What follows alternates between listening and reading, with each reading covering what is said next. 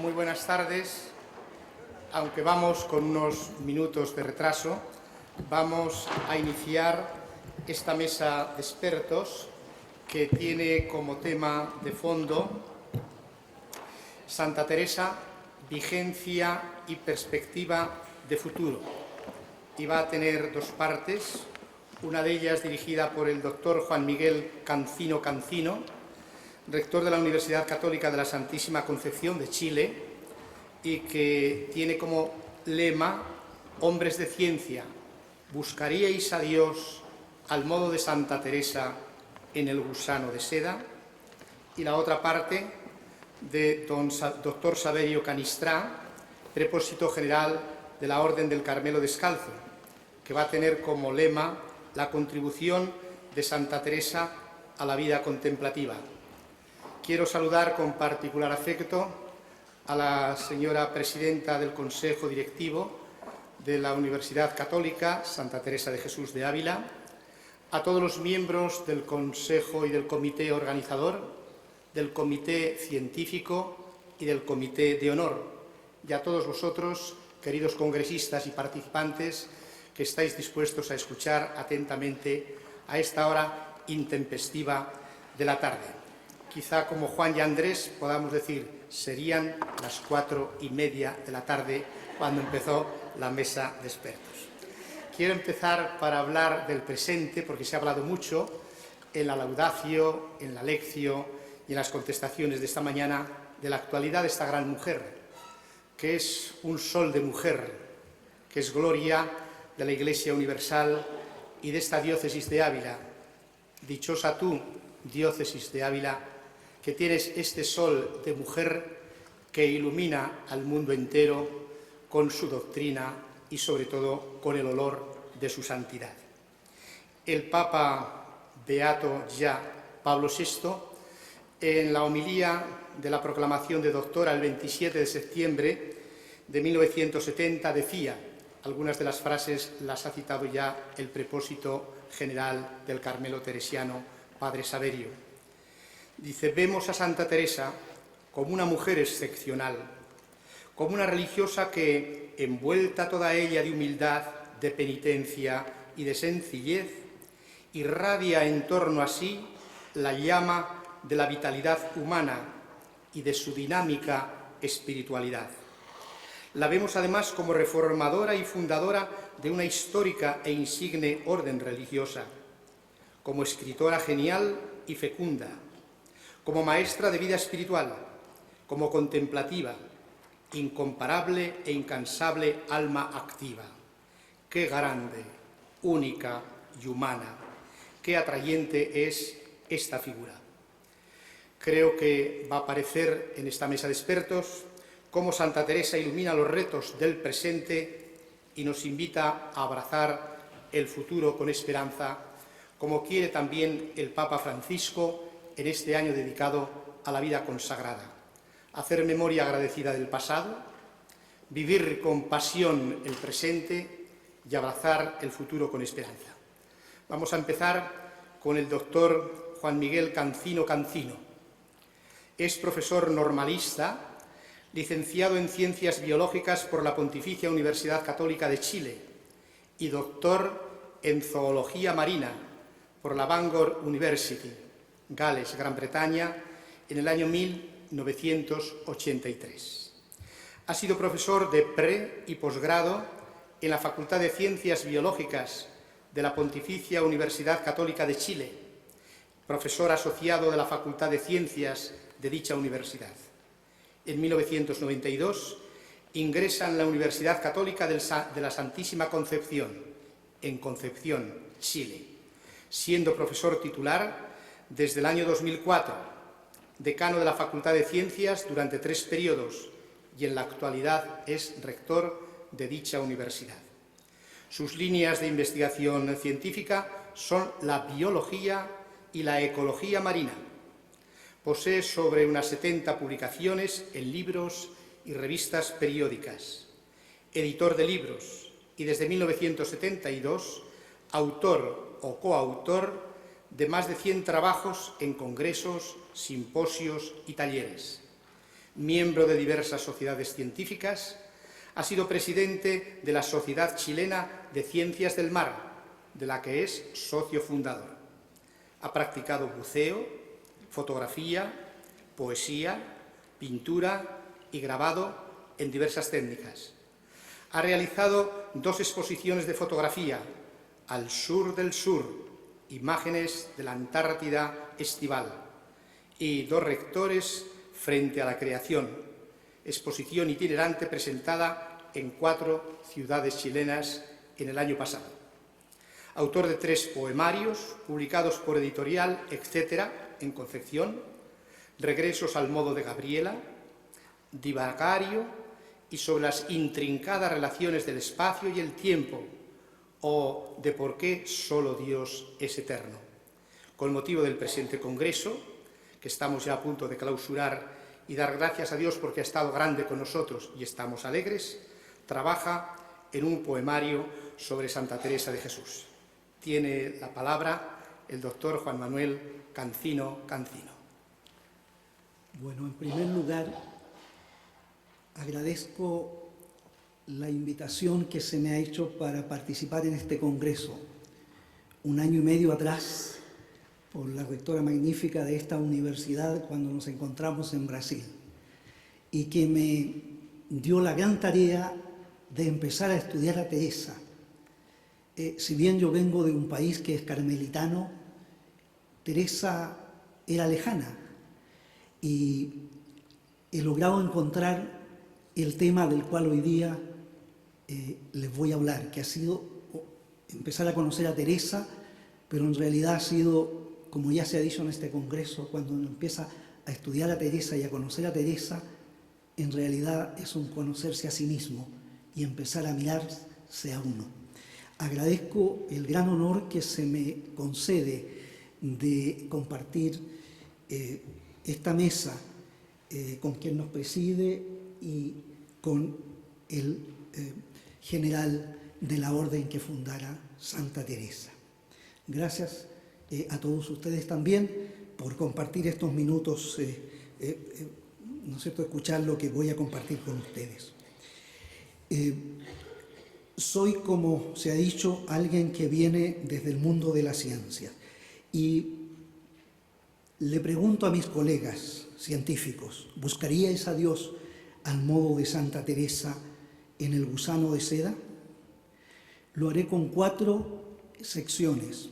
Primero, el vuelo de las criaturas en la palabra de Santa Teresa. El vuelo de Santa Teresa, que es un vuelo hacia Dios usando ese modelo que le propone a sus descalzas. El vuelo de la ciencia y los científicos. Y terminaré con el punto 4, caminos divergentes y de cómo conciliarlos al modo de Teresa. En las moradas quintas,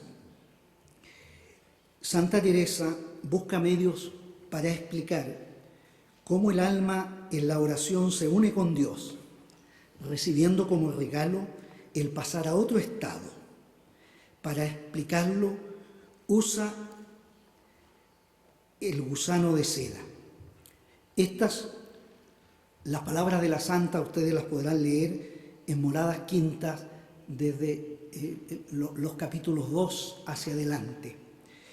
Le dice a sus descalzas, ya habréis oído sus maravillas en cómo se cría la seda, que solo él pudo hacer semejante invención, y cómo de una simiente que dicen que es a manera de granos de pimienta, con el calor y en empezando a ver hojas en los morales, aparece el gusano que con hojas de moral se cría y una vez grande y crecido empieza a labrar el capullo.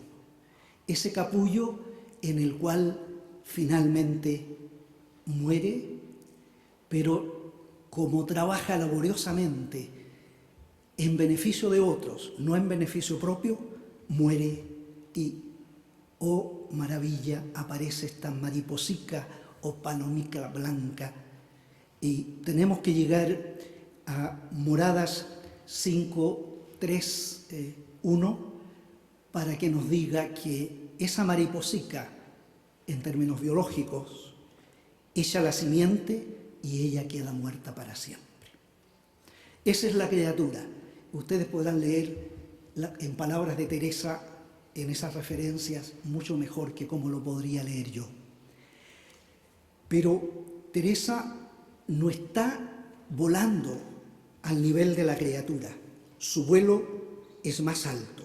Desde las primeras frases de Moradas Quinta es evidente que ella está por sobre las criaturas y por sobre la creación. Su vuelo es espiritual y lo relata como un camino a Dios, que solo Él pudo hacer semejante invención, nos ha dicho en el párrafo precedente. ¿Quién lo pudiera creer?, se pregunta, y empieza entonces a proponer este modelo utilizando de camino hacia Dios, utilizando el modelo del gusano de seda. Y compara el alma que en descuidos y pecados está como muerta, como la simiente, pero con el calor del Espíritu Santo, y empieza a vivir y a crecer con el auxilio general que a todos nos da Dios. Hasta que un día, crecido ese gusano, empieza a construir la casa, esta casa en que vive, a vivir en Cristo. Invita a sus descalzas entonces a trabajar como el gusano, a construir esa casa para vivir en Cristo. Y si se persiste en esto, se va a morir como gusano. Y hasta que un día, Dios, por su persistencia, les da un regalo nuevo. Ese regalo nuevo es verse que tiene alas. No se reconoce ya a sí misma. No vuelve a ser lo que era. Pero el regalo en realidad no son las alas, porque empieza a deambular libre. Atenta ahora a las cosas de Dios. Y aquí hay un punto clave.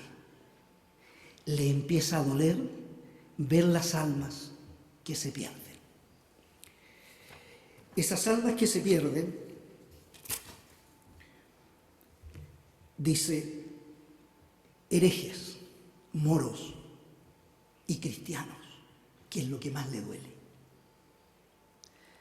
Cada vez que tiene oración, esta mariposica, es su pena ver que se mueren hijos tuyos, se refiere a Dios, y hermanos míos.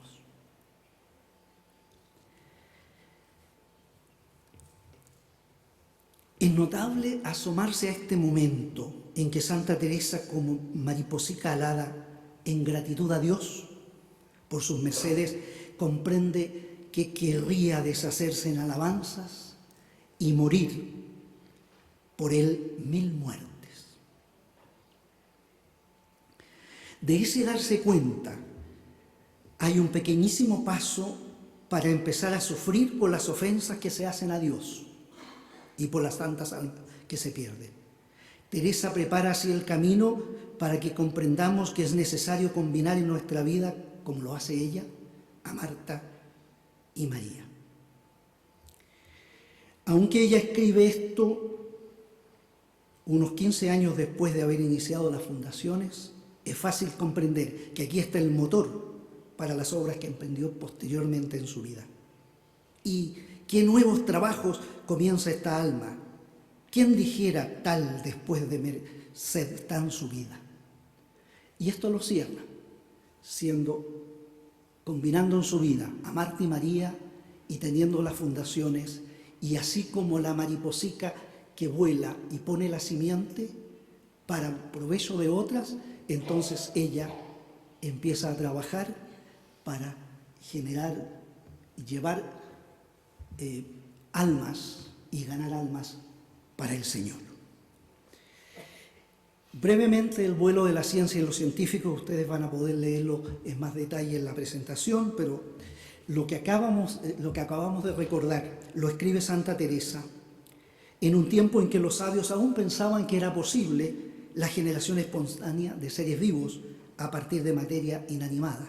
Tanto que en el mismo siglo de Teresa Teofrasto Paracelso, alquimista, médico y astrólogo suizo, nos daba la fórmula para crear un ser humano, el conocido homúnculo. Nos decía que se debía combinar semen humano, ponerlo en un frasco de vidrio con algunos otros elementos, incubarlo por 40 días en estercol de caballo, al cual luego se debía alimentar cuidadosamente con el arcano humano, y que llegaría a ser como un niño idéntico al nacido de mujer. La ciencia hubo de esperar hasta el siglo siguiente para que Francisco Redi demostrara que los insectos no se generaban a partir de carne putrefacta, sino que por huevos depositados por los propios insectos en la carne en descomposición. En el siglo siguiente, Spallanzani demuestra que los microorganismos tampoco se generan espontáneamente a partir de materia inanimada, siendo Luis Pasteur en el siglo XIX definitivamente quien pone fin a la teoría de la generación espontánea de la vida. Hoy sabemos que solo lo viviente origina lo viviente y que lo semejante genera lo semejante. Hoy contaríamos la historia de el gusano de seda con el ciclo de vida. Le diríamos, ¿no es cierto?, tendríamos que decir que los huevos no están muertos, sino que están en dormancia, pero para comprender el término dormancia o diapausa faltaban todavía signos. Sabemos que el crecimiento, en el proceso de crecimiento, el gusano muda 5 veces, que el capullo se construye en 4 a 6 semanas, que en 3 semanas, ¿no es cierto?, la pupa, la crisálida, luego viene la metamorfosis, que la polilla adulta tiene machos y hembras, y que el destino de ese aleteo y ese deambular es la búsqueda del apareamiento, y que hay un magnífico proceso, sorprendente proceso de los machos encontrar a las hembras por las feromonas que las hembras secretan.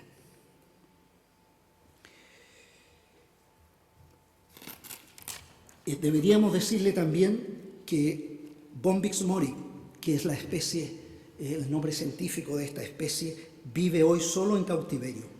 Se cultivan las moreras para disponer de hojas adecuadas en todo tiempo. Se regula el tipo de alimentación de las larvas y sus genes para que produzcan capullos de diversos colores. Y deberíamos también decirle que, como se sigue repitiendo lo que se hacía en su tiempo, que para evitar que se dañe la seda, se mata al gusano en el capullo. Y es sorprendente lo que sabemos, especialmente de la seda. La maravilla que es como material, el proceso de hilado por insectos y arácnidos que genera una fibra de alta resistencia, dureza y elasticidad a partir de un material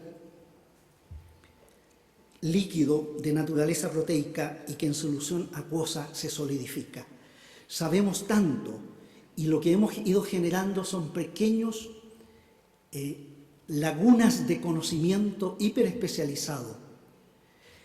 Desde el año 2004 conocemos el genoma entero de Bombyx mori. Un grupo de 93 autores, se necesitaron 93 autores de muchas instituciones distintas en el mundo para llegar a ese conocimiento. Sabemos qué genes regulan los procesos, manipulamos los genes. Así, por ejemplo, una empresa biotecnológica en Canadá ha desarrollado una cabra transgénica capaz de producir en su leche las proteínas de la seda de la araña, a partir de lo cual se generan fibras patentadas con el nombre de bioacero. La bioingeniería avanza. Conocemos tanto. El proceso que ha vivido la ciencia desde los tiempos de Santa Teresa es un vuelo que profundiza en el conocimiento, pero a la vez lo atomiza y lo conduce a la hiperespecialización. Aquí entonces estamos frente a caminos aparentemente divergentes. Mientras Teresa emprende un vuelo que nos lleva hacia Dios, los científicos hemos emprendido un vuelo hacia la hiperespecialización. Tenemos las universidades católicas y el regalo que nos entregó el Papa Juan Pablo II en la Constitución Pontificia, y nos encarga de la tarea de integrar los saberes, de integrar la ciencia y fe. Pero puesto así en este gráfico, Dios y la ciencia parecieran estar tan lejos. Entonces yo me pregunto, ¿qué haría hoy día Santa Teresa? ¿Qué nos diría? Y creo que nos recordaría lo siguiente: dado que ella está segura que Cristo caminó al lado de ella, nos diría que Dios y el hombre están muy cerca y que caminamos al mismo nivel. Y con esta transparencia termino, y que es muy simple. Si tenemos la palabra saber ahí, y desde los tiempos de Teresa, aparentemente el conocimiento sobre Dios y el hombre ha ido en caminos divergentes. Pero sucede que Dios y el hombre, porque Cristo se hizo uno de nosotros, estamos al mismo nivel. Pero lo que sucede es que existe una barrera y se cultiva el saber en un lado y al otro de esta barrera. ¿Y por qué esto está tan cerca? Porque líneas que son divergentes en un universo que es curvo terminan convergiendo y encontrándose. Y tenemos conocimiento hiperespecializado a ambos lados de la barrera. Mi invitación entonces a los hombres de ciencia es pensar que el conocimiento que cultivan no están tan lejos del conocimiento que cultivan los teólogos y los filósofos. Tenemos que hacer un esfuerzo de ambos lados de la barrera para el entendimiento. Esta barrera se vuelve más sólida, más gruesa, más impermeable cuando el hombre se autoeleva, cuando el hombre se enaltece y se vuelve difusa y abrirá grandes túneles si, trabajando al modo de Teresa, cultivamos la humildad. Vemos en el otro a un hermano, vemos al otro uno como nosotros. La barrera de esa figura debe ser entonces disuelta por el trabajo de los hombres que cultivan el saber a ambos lados de la barrera, que será el lugar correspondiente a cada tiempo. Fue el de Teresa, es el nuestro. Será de los hombres y mujeres que vendrán. Muchas gracias.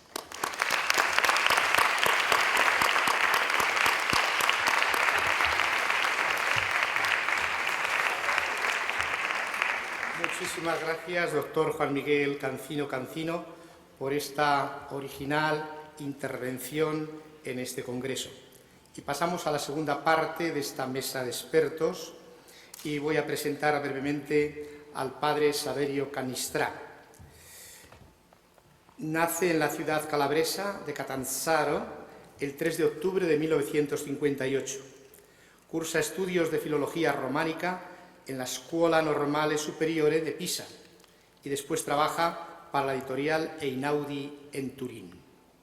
Ingresa en el noviciado de la provincia italiana de Toscana en la Orden de los Carmelitas Descalzos en 1985 y realiza su profesión simple el 17 de septiembre de 1986. Emite su profesión solemne en 1990 y es ordenado sacerdote el 24 de octubre de 1992. Es doctor en Teología Dogmática por la prestigiosa Pontificia Universidad Gregoriana de Roma. Saverio Canistrà es miembro de la Asociación Teológica Italiana y ha participado en numerosos congresos de la Orden. Conocedor de varios idiomas, le hemos visto con qué soltura y galanura hablaba la lengua de Cervantes esta mañana. Ha impartido clases en la Facultad de Teología del Teresianum de Roma y ha sido profesor de Cristología y Antropología Teológica en la Facultad de Teología de Italia Central en Firenze. El padre Saverio, que fue elegido por primera vez superior provincial en el capítulo provincial de Toscana del año 2008, es elegido prepósito general del Carmelo Teresiano en el 90º capítulo general celebrado en Fátima, en Portugal. Tiene la palabra y nos va a hablar sobre la contribución de Santa Teresa de Jesús a la vida contemplativa. Le escuchamos con gusto, como esta mañana. Muchas gracias, don Vicente. Agradezco la invitación y saludo a todos y a todas y les felicito por su valor de estar presentes aquí a esta hora, mostrando una fidelidad digna de encomio. Y bueno, yo haré todo lo posible para que no se duerman, pero no garantizo el resultado. Creo importante comenzar mi intervención presentando las nociones de contemplación que la tradición nos ha transmitido. Sintetizando mucho, podemos decir que son fundamentalmente dos. La primera, más antigua, puede ser comprendida mediante la expresión latina vacare Deo, tan apreciada por la tradición monástica. Vacare significa ser libre, detenerse dejando al margen toda ocupación, de ahí la palabra vacaciones. Es un verbo usado en la traducción, en la Vulgata, del Salmo 46, versículo 11, vacate et videte quoniam ego sum Deus. Deteneos y veréis que yo soy Dios. También la regla de San Benito usa 5 veces este verbo en el capítulo 48, dedicado curiosamente al trabajo manual, en el cual se establecen con precisión escrupulosa los tiempos en los que los monjes deben estar libres para la lectio, lectioni vacent. En este caso, por lo tanto, la contemplación es un particular espacio o tiempo en el que, libres de toda actividad, nos dedicamos exclusivamente a las cosas de Dios, es decir, la oración litúrgica, la meditación, la lección divina. Desde una perspectiva bíblica, este modo de entender la contemplación podría explicarse como especie de Shabbat, un tiempo de descanso del trabajo de transformación del mundo y de atención a Dios, que crea espacio para su alabanza, para la escucha de su palabra, para hacer memoria de sus prodigios.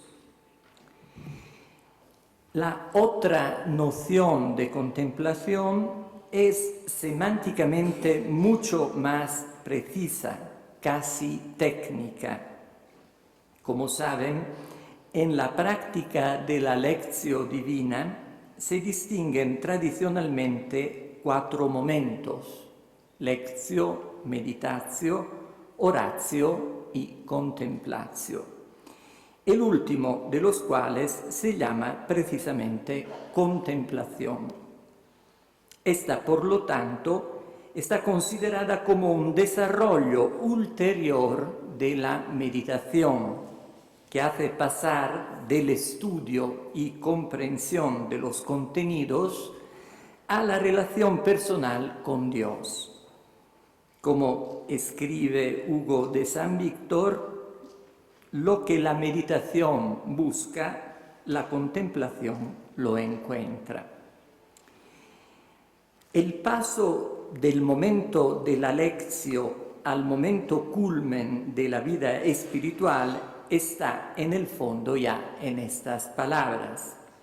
La contemplación es la meta a la que tiende la vida espiritual, en cuanto que en ella se realiza lo que el alma desea, es decir, la unión con Dios o el conocimiento de Dios, dependiendo de si se subraya la dimensión afectiva o la intelectual de la contemplación. Y esta es la noción de contemplación que Teresa recibe de la tradición y utiliza con frecuencia. Dice el padre Tomás Álvarez, para ella contemplación es el último grado de la oración y de la vida de oración. La contemplación perfecta es infusa. En la escala de la oración ocupa el peldaño final. Oración vocal, meditación, oración contemplativa. De hecho, en el vocabulario de Teresa encontramos la terminología espiritual tradicional. Teresa habla de meditación, de oración, ella añade a veces mental, y de contemplación, particularmente en el camino de perfección, especialmente los capítulos 16, 17 y 18. La originalidad de Teresa se manifiesta, sin embargo, en el hecho de introducir estas nociones en el contexto, mejor, en la carne de una existencia personal, de una comunidad religiosa y de una situación histórico-eclesial concreta. Esto lleva inevitablemente a Teresa a desplazar el centro de su discurso de la oración o contemplación a la persona en sus dimensiones constitutivas, a las relaciones que ella vive y a la historia en la que participa. El hecho mismo de insistir al principio del camino sobre el amor fraterno, el deshacimiento interior del mundo y la verdadera humildad como condiciones necesarias para emprender un auténtico camino de oración hace que, en cierto modo, Teresa relativice los conceptos tradicionales de oración mental y de contemplación. De hecho, la oración mental no debe absolutizarse como método de oración. Con respecto a la contemplación, es un don que Dios puede conceder también a quien no consigue practicar la oración mental y se limita a la oración vocal. Las mismas monjas que forman la comunidad de San José no pueden considerarse todas contemplativas, y el hecho de no serlo no es signo de imperfección, porque la perfección en la vida espiritual se mide en base a otras características, como una profunda humildad, una sincera mortificación y una leal obediencia. Tengo la impresión que al comentar la obra de Teresa, a menudo nos hayamos atenido más a la letra que al espíritu, más al esquema tradicional que a su original deconstrucción. Lo que verdaderamente cuenta en la vida espiritual es llegar a una entrega total en las manos de Dios, de modo que pueda cumplirse en nosotros todo según su voluntad, como Dios hizo con su Hijo. En este abandono sin reservas, que brota de la experiencia de lo muy no nada que somos y lo muy mucho que es Dios, consiste la contemplación que cuenta verdaderamente para Teresa. Cuando hablamos de contemplación siguiendo las enseñanzas de Teresa de Jesús, deberíamos, por lo tanto, ampliar la perspectiva a la que estamos acostumbrados por una larga tradición lingüística y conceptual. Para entender lo que significa contemplación o ser contemplativos, es necesario superar los esquemas de los estilos de vida o de las etapas del camino espiritual, sin por otra parte querer desechar tantas riquezas y verdades contenidas en tales esquemas. En verdad, la primera y más original noción de contemplación que podemos encontrar en el cristianismo se refiere a Dios mismo, a su vida trinitaria. El verbo estaba pros ton theon, literalmente vuelto hacia Dios. El primer contemplativo, como Rowan Williams escribió en su intervención en el Sínodo sobre la nueva evangelización, es Dios mismo, es el Hijo que se vuelve hacia el Padre para recibir todo de Él. Por lo tanto, este es el lugar original de la contemplación, allí donde el Verbo, aun siendo generado por el Padre, no se separa de Él, sino que permanece en Él, en una relación de dependencia acogida. Es, por decirlo de algún modo, una palabra que está a la escucha de quien la ha pronunciado. Precisamente por esto se convierte en palabra a su vez comunicadora, hijo que genera a su vez. La pasividad del ser generado, pronunciado, el hecho de permanecer vuelto hacia su origen, no lo aprisiona en un círculo cerrado, sino que al contrario es el fundamento de la actividad generadora.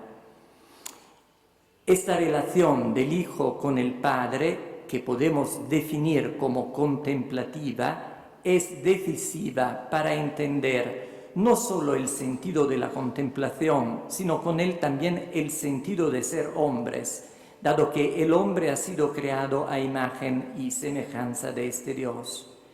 El hombre, creado a imagen del Hijo, está como el Hijo, desde su origen vuelto hacia Dios. Por eso el mismo Rowan Williams habla de humanidad contemplativa, es decir, de una humanidad que tiene en la contemplación su rasgo distintivo. Me parece indiscutible que es esta también la perspectiva en la que Teresa vive y concibe la contemplación. Y quiero terminar simplemente citando un pasaje del capítulo 32 del Camino, donde Teresa comenta la petición del Padre Nuestro, Fiat voluntas tua, que me parece una síntesis perfecta de su pensamiento sobre esto. Dice Teresa: porque todo lo que os he avisado en este libro va dirigido a este punto de darnos del todo al Creador y poner nuestra voluntad en la suya y desasirnos de las criaturas, y tendréis ya entendido lo mucho que importa. No digo más en ello, sino diré, para lo que pone aquí nuestro buen maestro, estas palabras dichas, como quien sabe lo mucho que ganaremos de hacer este servicio a su eterno Padre, porque nos disponemos para que con mucha brevedad nos veamos acabado de andar el camino y bebiendo del agua viva de la fuente que queda dicha. Porque sin dar nuestra voluntad del todo al Señor, para que haga en todo lo que nos toca conforme a ella, nunca deja beber de ella.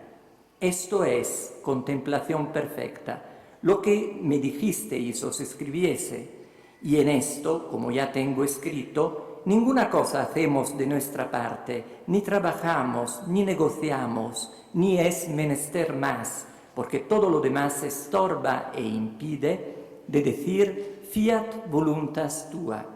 Cúmplase, Señor, en mí vuestra voluntad de todos los modos y maneras que vos, Señor mío, quisierais. Muchas gracias.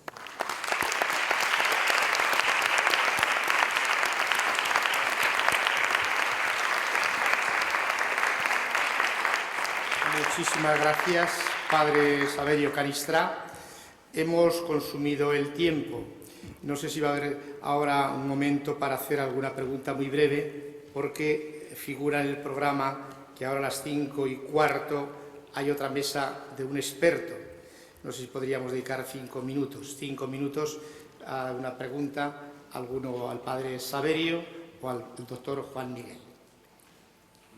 Pero solamente 5 minutos para no pisar el tiempo de la mesa siguiente. Luego, entre pasillos, pues pueden comentar con uno de los dos.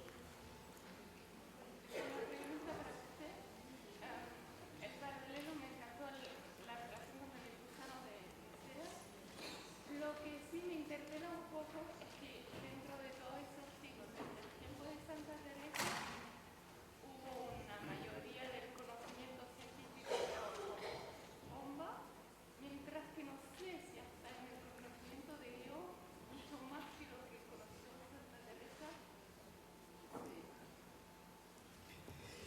Bueno, esa es una pregunta que no podría contestar yo, creo, porque, claro, desde el punto de vista científico ha habido una explosión, ¿no es cierto?, y la hiperespecialización. Pero yo tengo la impresión que también desde el punto de vista del conocimiento teológico y del conocimiento filosófico, hay escuelas y pensamiento nuevo que al menos quienes estamos desde el lado de los científicos nos cuesta entender al otro lado. Y tal vez lo podría contestar Monseñor o alguien que venga del ámbito teológico. Sí, hay una pregunta para el padre Saverio.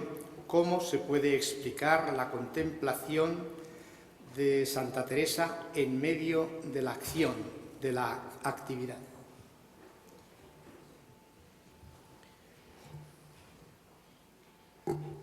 Pienso que sobre esto hemos ya hablado durante estos días y especialmente la intervención sobre Marta y María, ¿no?, que hubo, me parece, ayer, ha sido muy interesante en este sentido. Pero justamente lo que yo intentaba decir, o sea, que la contemplación para Santa Teresa no es fundamentalmente ni un momento especial de la vida o un estilo de vida, ni una etapa del camino espiritual, sino una actitud fundamental de la persona, que es la actitud del Hijo delante del Padre. Entonces, justamente esta actitud de Teresa hace que la pasividad que es típica de la contemplación se vuelva actividad no mía sino de Dios, o sea, dejar que Dios actúe a través de mí. Entonces yo me explico muy bien estas dos vertientes, me parece que se compaginan muy bien: pasividad contemplativa del hombre y actividad de Dios a través de la actividad humana. Bueno, sentimos mucho no poder continuar. Hemos empezado con unos minutos de retraso. Teníamos 45 minutos para esta mesa de expertos y ahora, siguiendo el programa, para no pisar el tiempo, pues figura el tema Santa Teresa y la tarea de reforma como una renovatio accomodata. Muchas gracias al padre Saverio, muchas gracias al doctor Juan Miguel por estas interesantes intervenciones ahora en esta hora de la tarde un tanto intempestiva. Y muchísimas gracias por vuestra escucha y participación.